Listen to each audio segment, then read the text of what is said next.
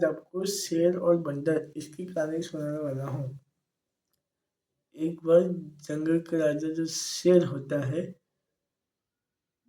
उसके लिए रोज एक जानवर खाना लेकर आता है। एक दिन हिरन को देखकर शियाल के मुंह में पानी आ जाता है। तो फिर शियाल बोलता है, शेराज इसका शिकार कर लो। तो फिर शेर बोलते हैं, नहीं आज इसे जाने देते। दूसरे दिन जिराफ जाता है, तो भी जिंदा वो भी जिंदा वापस चला जाता है। तो फिर ऐसे चलता है। तो फिर बस एक दिन हिरन हिरन बोलते है, क्या बात कर रहे हो जिराफ दादा, आप जिंदे वापस आ गए क्या शेर के गुफे से। अब नीली गाय की बारी थी। वो बोल रही थी, अब मैं बंदर के लिए खाना लेकर जाऊंगी और अंदर से गुफा देखूंगी। तो फिर नीलगाय गुफे के अंदर चली गई, बंदर के लिए खाना लेकर आ गई। तो फिर नीलगाय बोली, तुम खाना खाओ, मैं शेर करके आ दूँ। शेर नीलगाय बोलती है, अंदर से कैसे दिखती है। तो फिर शेरज बोले, अंदर से भी देख लो, अगर मुझसे डर लग गया तब मैं थोड़ा बाहर जाके आता हूँ, थोड़ा तैरना भी हो जाएगा। लेकिन जब नीलगाय बाहर आती है गुफे के बाहर, जब शेर उस पर छलांग मारकर उसका शिकार कर लेता है। शियाल और शेर नीलगाय का शिकार कर लेते हैं।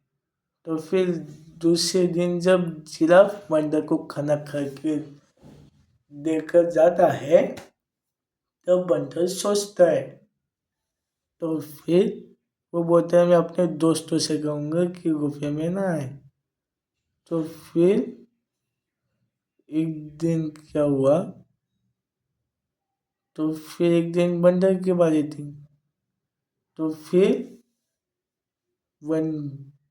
बंदर ने क्या किया, गुफा जो है ना उसके बाहर गया और एक ऊंचा पेड़ जो था उसके ऊपर जाके बैठ गया। तो फिर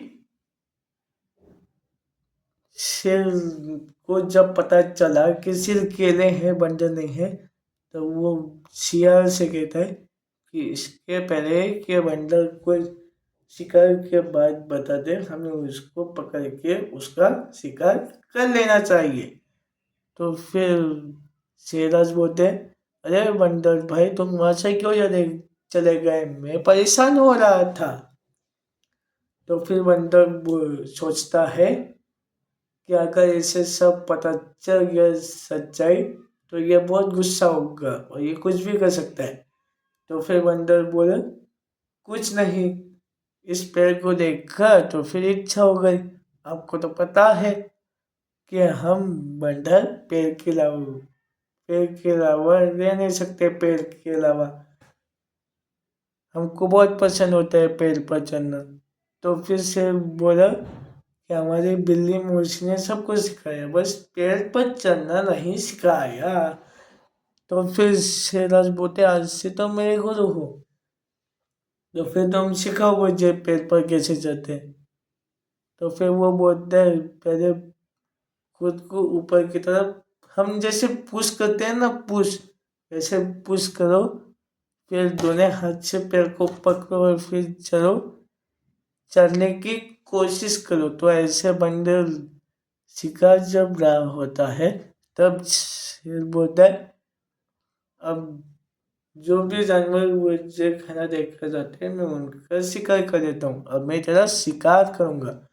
तो फिर इस तरह से बंदर की बेवकूफ़ी की वजह से वो शेर और शियाल का शिकार बन जाता है। तो फिर हमें इस कहानी से क्या सीख मिलती है कि कभी भी बेवकूफ़ी नहीं करनी चाहिए, नहीं तो उसका अंजाम गलत ही होता है। ऐसी थी शेर और बंदर इसकी कहानी।